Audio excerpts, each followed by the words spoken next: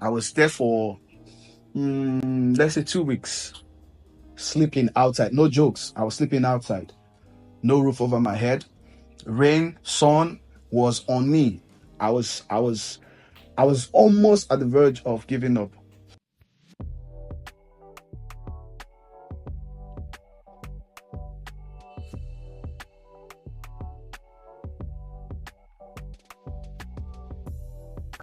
Hi guys, it's another beautiful episode of EG Royce Talkshow, and today it's about EG Royce.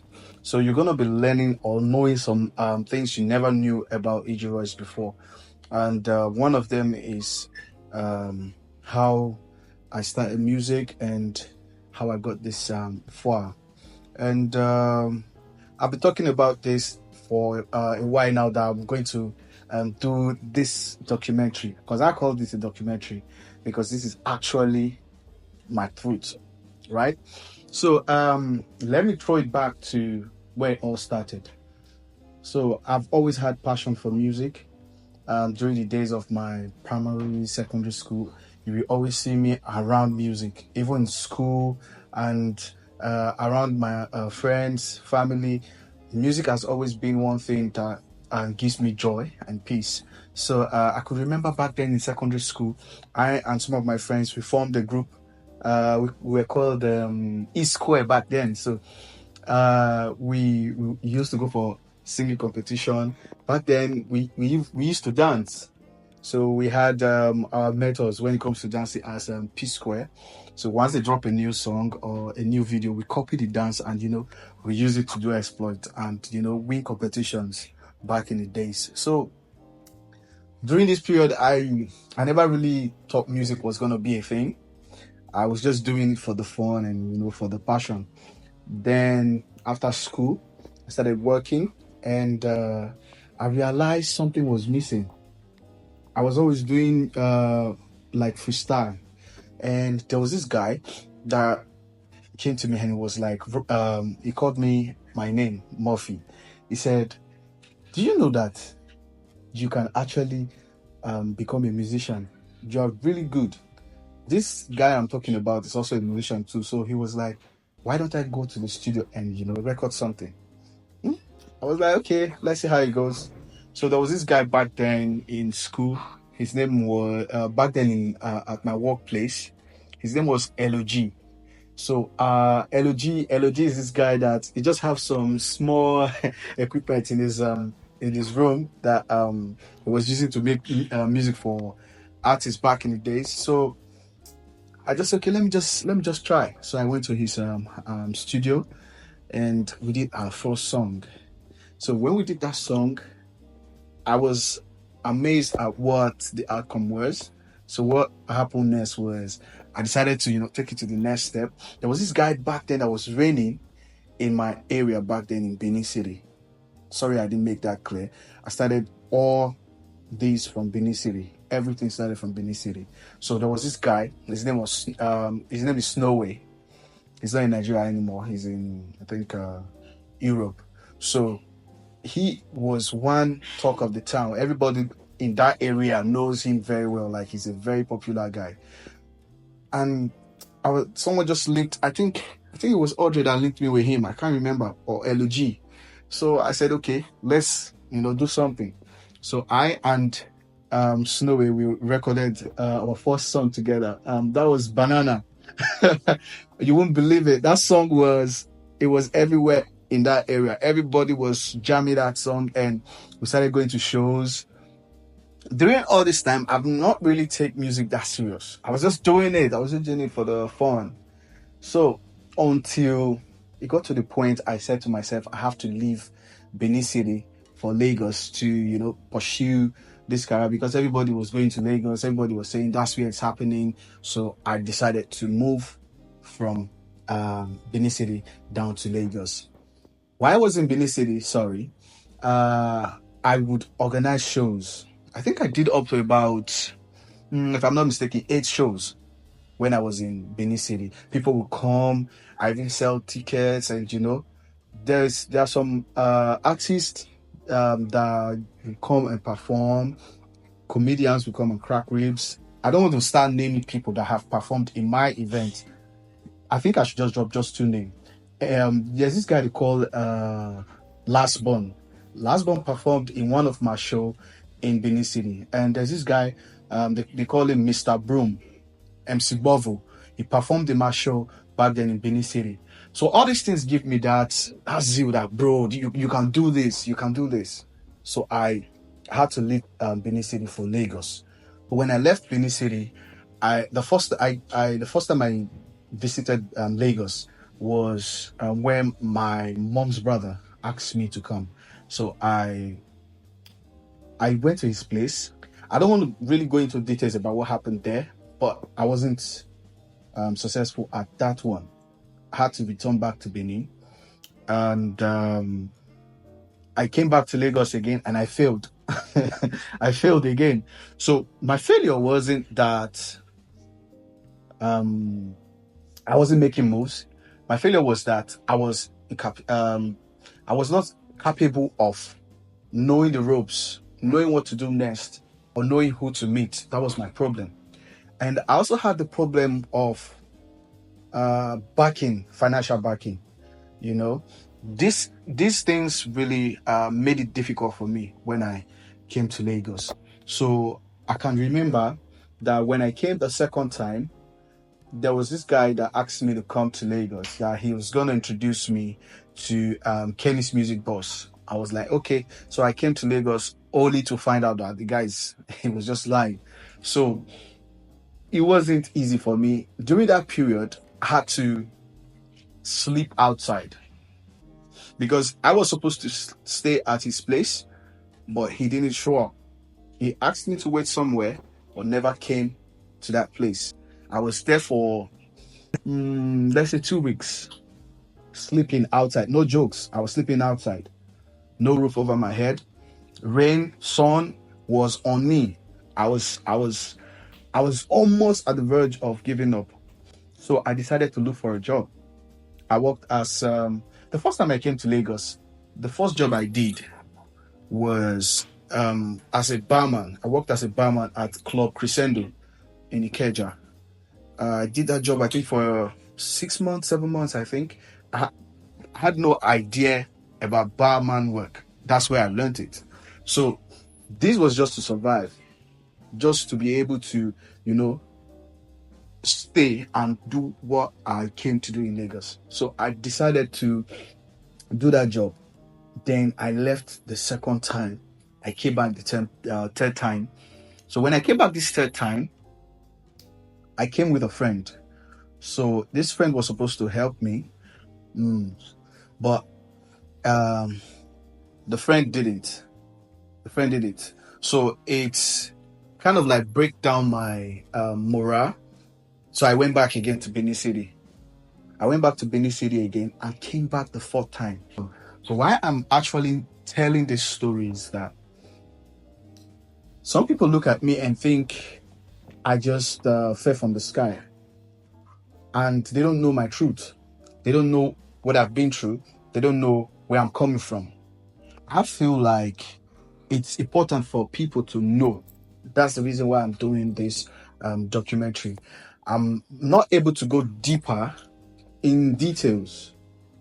You understand? I'm not able to go deeper in details as to how it's all transpired or how everything unfolded. But I just want you to understand that I went through some stages.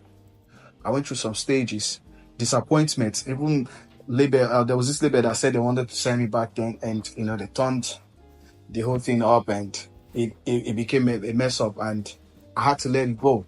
I refused to let anything bring me down, like giving up or something. I decided to build my own self, build my own brand, be my own boss. Yes, I became my own boss. I started doing businesses. I have several businesses that I was involved with. Legit business. I'm a very hardworking musician, and I deserve some streams from you. I deserve some respect for my hard work, years of dedication. If I've not been in the music industry, we're talking about 12 years now. Yes, 12 years. So if you see people doing it bigger. Some of them are doing it bigger because the grace found them on time. Yes. When Kizane was doing his promotion back then at Alaba, I was at Alaba looking for marketer. Yes, I was looking for marketer at Alaba. When Small Doctor was doing his promotion at Alaba for Mosquito, I was at Alaba International Market looking for marketers.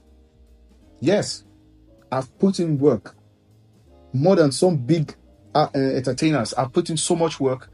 I have over 126 songs online. That's to let you know the level of dedication that I've put into this craft. So it hurts me when I don't get the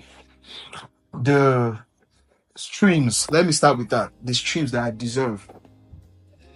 I deserve more. I know that I deserve more. That's the reason why I'm doing this video. So if you're watching this video right now, I would ask that you go to your Google. Search my name. When I started music, I didn't start as EG Royce. I started as Impact Gold, as a rapper. I started as a rapper, and as the music industry started to change, I had to change too. It wasn't easy at first because I had to decide where to switch to.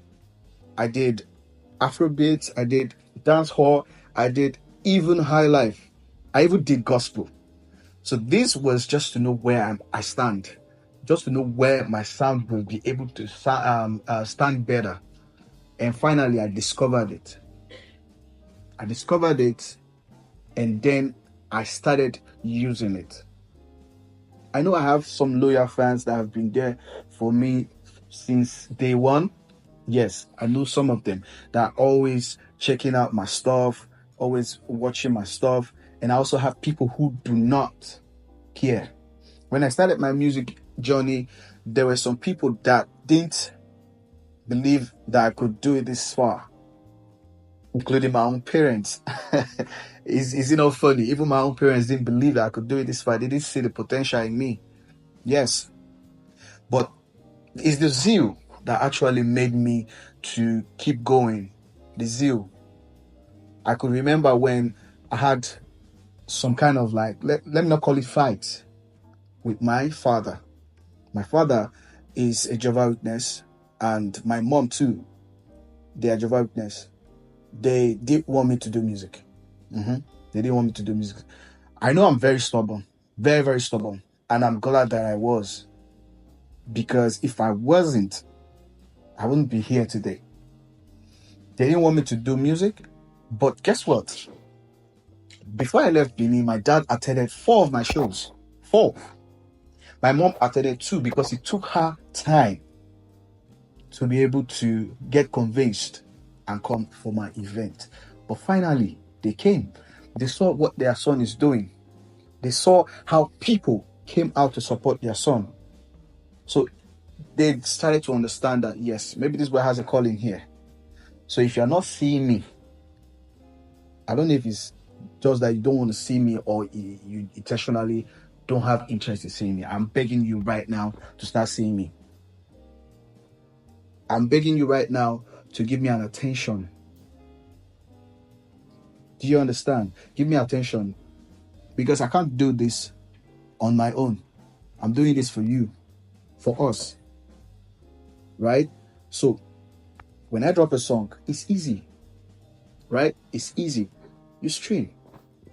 Start. It's free, right? I just want to believe that after watching this video, I will see changes. The people that I'm talking to, they know themselves, especially those people that know me. That I'm talking about, people that know the struggle that I went through. I'm not talking about people that don't know where I'm coming from. I'm talking about people that know where I'm coming from. I see a lot of them. They come to my page.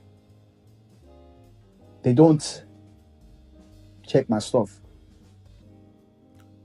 You know, you can't hide from Instagram already. You know that, right? I will see you. I know you. I know that you're checking my page. So instead of sneaking, it's better you don't even check. It's better you don't check, because I will know that you're checking. You're spying on me, and I will make you a prayer point. I'm saying much, right? I'm saying much. It's because I'm trying to bring out how I feel. I'm trying to say how I feel, because over the years, lots of people don't know the real me. Yes, people listen to my song from different parts of the world, but they've never had the chance to get to know me, to know who EG Royce actually is. I said earlier that I started my career as a rapper, and then I became a singer. That's the reason why I changed my name. If you check the name, EG Royce, the E stands for the MPAC and the G stands for the gold. So I silenced the MPAC and added it to the Royce. That's why the name is like that. So maybe you did not know that it's the same person, right? Maybe you are not aware it's the same person. So I'm trying to make you understand now that Empire Gold and EG Royce are the same persons. Sorry. So please, I would be really, really glad if we could, see changes, right? I've put in so much work. I deserve to see progress. Thank you very much for your time. Thank you for always checking my page. I don't know why you do it, but I feel like we are connected in a kind of way, and I feel like we could do more. We could do more. We could advance more. We could reach more heights if we take things to the next level by supporting more. I'm not asking for money, right? I'm not asking for money. What I'm asking for is just a little bit of your time, a little bit of your data. Your data. Just stream. When I drop content, you check it out, you comment, you like, you post, if possible. These are the things that I require. When I did my last show, it was difficult for me to market my ticket, and it was at the lowest price that I've ever done. It was at a very flat rate. So if we could do better, I believe that we will be able to connect more. We'll be able to see more of me. I know there's some people out there who wants to see me grow. I know some people out there who wants to see me succeed. Because when I succeed, it will affect some people. Definitely. There are some people who are waiting for me to succeed. And for this to happen, I need your support. I need your support for this to happen. So I want to thank you guys for the love you showed me over the year. I'm talking about those people that has always been there for me since day one, who have been checking my stuff, encouraging me with the likes and comments and streams. I want to say I appreciate you guys. And before this year runs out, we are having some shows coming. EG Royce Chop Life concert is coming. We're going to be having some movies coming. We're going to have lots of music coming. We are not stopping anytime soon. We'll keep going from strength to strength as long as God is alive. So thank you so much, and God bless you.